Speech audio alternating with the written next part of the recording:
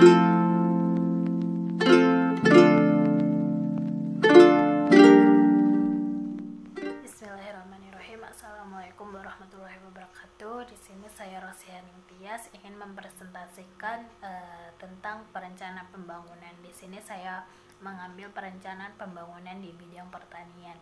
Perencanaan pembangunan adalah fungsi utama dari manajemen pembangunan yang selalu diberlakukan karena kebutuhan sumber daya untuk pembangunan lebih besar dari sumber daya yang tersedia. Melalui perencanaan pembangunan dapat dirumuskan sebagai kegiatan pembangunan yang efektif dan efisien, serta diperoleh hasil yang optimal dalam pemanfaatan potensi sumber daya yang tersedia. Selanjutnya adalah perencanaan pembangunan Indonesia.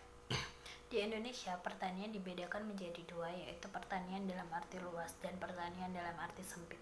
Pertanian dalam arti luas adalah pertanian yang meliputi pertanian rakyat, perkebunan, peternakan, perikanan, dan kehutanan.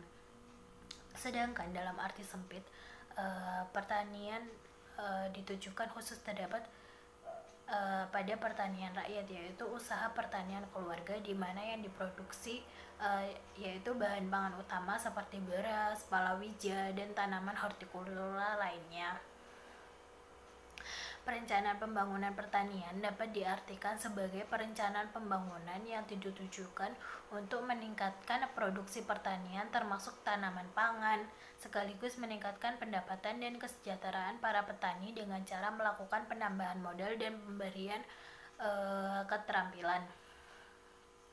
Pembangunan pertanian tidak dapat terlaksana hanya oleh para petani itu sendiri, akan tetapi pembangunan pertanian dapat terlaksana apabila pembangunan tersebut melibatkan unsur-unsur seluruh lapisan masyarakat yang meliputi para pemilik modal atau investor, akademisi, penelitian, dan pemerintahan. Selanjutnya adalah arah kebijakan dan strategi di bidang pertanian. Di sini terdapat 4 kebijakan dan strategi di bidang pertanian. Yang pertama adalah mewujudkan kedaulatan pangan, yang kedua adalah modernisasi pertanian, yang ketiga adalah kesejahteraan petani, dan yang keempat adalah penguatan daya saing dan ekspor pangan. Yang pertama adalah mewujudkan kedaulatan pangan. Kedaulatan pangan adalah hak setiap bangsa dan setiap rakyat untuk memproduksi pangan mandiri, mengonsumsi, dan memasarkan hasil pertaniannya tanpa adanya intervensi dari pihak luar. Di sini terdapat beberapa syarat kedaulatan pangan. Yang pertama adalah pembaruan agraria, yang kedua adalah adanya hak akses rakyat terhadap pangan, yang ketiga penggunaan sumber daya alam secara berkelanjutan, yang keempat pangan untuk pangan dan tidak sekedar komoditas yang diperdagangkan, yang kelima pembatasan penguasaan pangan oleh korporasi, yang keenam adalah melarang penggunaan pangan sebagai senjata. Yang selanjutnya adalah modernisasi pertanian. Di sini modernisasi pertanian dilakukan agar memberikan hasil output yang lebih baik dari sebelumnya. Modernisasi pertanian ini dilakukan dengan cara yang pertama optimalisasi dan perluasan mekanisasi pertanian, dan yang kedua adalah peningkatan bantuan alsintan. Nah, di sini pemerintah memberikan bantuan alsintan agar mempermudah para petani untuk memanen hasil dari pertanian itu sendiri.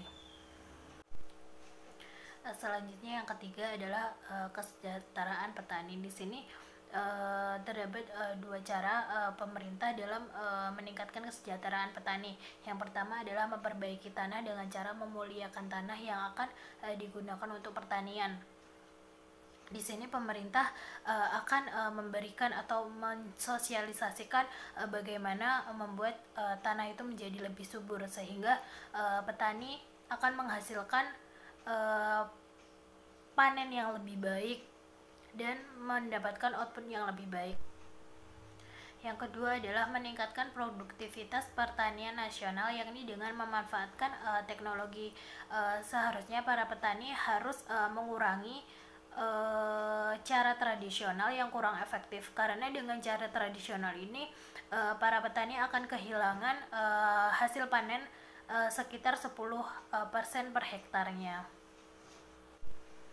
Dan yang terakhir adalah penguatan daya saing dan ekspor pangan. Di sini terdapat 4 penguatan daya saing dan ekspor pangan. Yang pertama adalah peningkatan nilai tambah produk pangan. Yang kedua adalah peningkatan efisiensi produksi dan kualitas pangan.